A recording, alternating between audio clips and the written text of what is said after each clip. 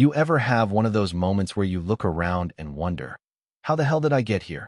Because, let me tell you, there was a night last fall, right around midnight, when I was staring through my living room window, watching two idiots pour paint into my pool, and all I could think was, yep, this is my circus now. Yeah, that happened. Never in a million years did I picture myself squaring off with the most entitled neighbor in Oregon over the world's stupidest turf war. But that's exactly what went down. Let me back up a sec. All my life, I dreamed of owning a place that felt like a real home. Somewhere quiet, with a backyard big enough to stretch out and a pool where my son and I could hang out after long days. Just us, a couple cold drinks. The kind of peace you don't get in the city. When I finally scraped together enough, after years under the hood as an auto mechanic, long hours, busted knuckles, a little luck, I landed this two-story house at the end of a sleepy street in the Oregon suburbs. Backyard had that perfect patch of green, and the pool, man, it sparkled in the morning sun like a movie set. I thought, this is it. This is where things get better. I'm Thomas Wilson, by the way. Most days, you'd find me in the garage with my son, Dylan. 16, sharp as a tack, stubborn as a mule, and if I'm honest, probably my best friend in the world. We'd tinker with old cars together. He'd hand me a wrench. I'd pretend to teach him something. We'd swap stories, and just be. I lost my wife a few years back, so it's been just us for a while now. I wanted this house to be a new start, you know? A place we could finally breathe. Now, first week in, I'm up on the roof trying to wrestle a satellite dish into place. Don't even ask. It was one of those how hard can it be moments. And, of course, I end up taking a nosedive. Fractured my leg, got stuck in a cast, and suddenly my dreams of weekends by the pool turned into hobbling around on crutches. Cursing gravity and my own stubbornness. That's life, right? Throws you a curveball when you least expect it. Still, I wasn't about to let a busted leg keep me down. The neighborhood seemed great. Big trees, friendly faces, little American flags flapping on porches. Folks waved, nodded, mostly kept to themselves, which suited me just fine. But you always get one, don't you? That one neighbor who just has to make everything their business. Enter Donovan Reynolds. Guy looked like he'd swallowed a lemon and liked the taste. Thick set, pushing 60, walked around like he was the mayor of our cul-de-sac. I'd heard whispers about him, mostly that he liked to enforce the unwritten rules and had a knack for sticking his nose where it didn't belong.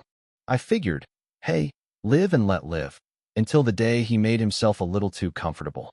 It was a Saturday, perfect blue sky, Dylan out in the garage fussing with an old carburetor, me limping around with a mug of coffee, feeling downright lucky despite the cast. I step out to check on him, and, well, I stop cold. There's Donovan, stretched out on my lounge chair like he's at the Ritz, and some younger guy, his son maybe, feet dangling in my pool. They've got towels, a cooler, sunglasses, the whole setup. Like they own the place. For a second, I'm too stunned to move. I mean, who does that? I'm paying the mortgage, cutting the grass, keeping the pool clean, and here's this guy, acting like I'm the guest. It's surreal. My hands are shaking. Could be the crutches, could be rage. Either way, I hobble over, trying to keep my cool. Donovan barely glances at me. Oh, hey there. Didn't think you'd be using the pool today. Like I'm late to my own party. His son just grins, swirls his feet in the water, not a care in the world. I try to be polite, really I do. You mind telling me what you're doing here? I say, voice tighter than a drum. Donovan waves me off, says the previous owners always let him use the pool, claims it's some neighborhood tradition. Like this is a public park and not my backyard. That's when my patience snaps. Buddy, I'm the owner now. That tradition's over. Time to leave. He laughs, like I'm the punchline. Calls me selfish, tells me maybe I don't belong here if I can't embrace the spirit of community. Yeah, he actually said that, with my pool towel around his neck. At this point, I'm fuming. Dylan sees me from the garage and runs over, ready to throw down. I stop him. No sense in turning this into a brawl, so I limp back inside and call the cops. Let the professionals handle it. When the police show up, Donovan still refuses to leave, insisting the old handshake deals with the previous owner's count for something. Cops set him straight. New owner, new rules. He finally packs up, but not before promising, this isn't over. You'll see. You know those moments where you wish someone would just let it go? Yeah, Donovan wasn't that guy. Weeks go by. My leg heals slow. The pool's quiet. But I can feel it, the storm brewing. Neighbors start acting funny. I hear little things from Mrs. Harper across the street. Donovan's telling folks you're a troublemaker, Tom. Says you don't fit in. I laugh it off, but it eats at me. Turns out, a few people had their own run-ins with Donovan over the years, but no one wanted to rock the boat. Well, lucky me, right? I'd already capsized it. Then, one night, right around midnight, like I said, Dylan comes barreling into my room, eyes wide, saying, "Dad, there's someone by the pool." I think it's them. I bolt upright, pain and all, and grab my old baseball bat. We creep to the window, and sure enough, there are two figures, hoods up, hauling big jugs across the patio. I catch the smell before I see what they're doing. Paint. Bright yellow, sloshing into my pool. Dylan's already filming. Smart kid. Stay here, keep recording. I whisper, trying to sound brave. If things get ugly, call the police again. I limp around the house, adrenaline making me forget the pain for a minute, and step out of the shadows, bat in hand. "What the hell do you think you're doing?" I shout. They freeze. It's Donovan, of course, and his son, hands dripping with paint. Donovan sneers. "Can't handle a little color, Tom?"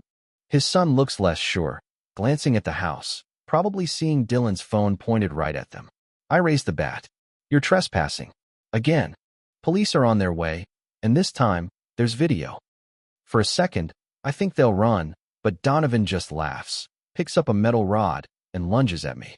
I manage to dodge, barely, but he clips my leg, and I go down hard. He stands over me, triumphant, ready to swing again.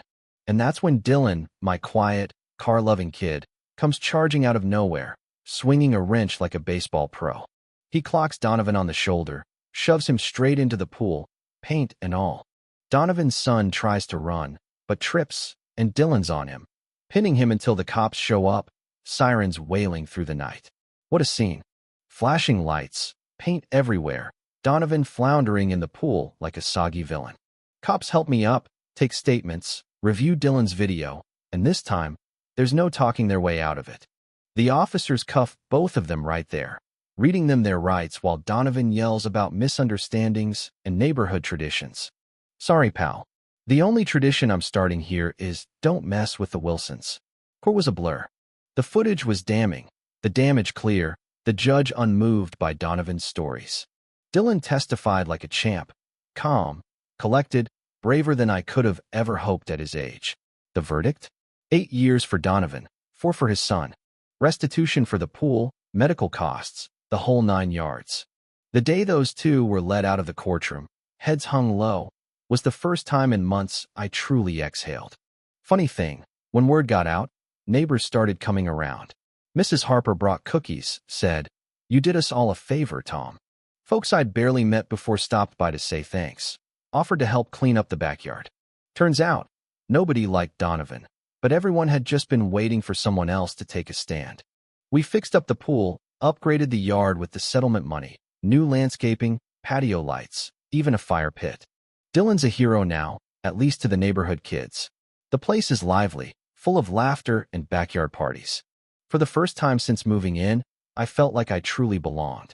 One night, sitting by the fire, Dylan looks over and asks, "Dad, do you ever wish we'd just stayed put? That none of this had happened?" I watched the pool lights shimmer across the water, feel the warmth of the fire, and realize the answer's easy. Not for a second, kid. This is our home. We fought for it, and we earned every bit of peace we've got. So, here's the real question, the one that keeps me up sometimes. What would you have done? If it were your home, your kid, your peace on the line? Where do you draw the line between standing your ground and turning the other cheek? Is justice always that clear cut, or is there a price for doing what's right? I'd love to hear what you think. Drop your thoughts in the comments. Tell me your own stories, where you drew your lines, where you didn't. Because, honestly, that's how communities get better. That's how we figure out what's right.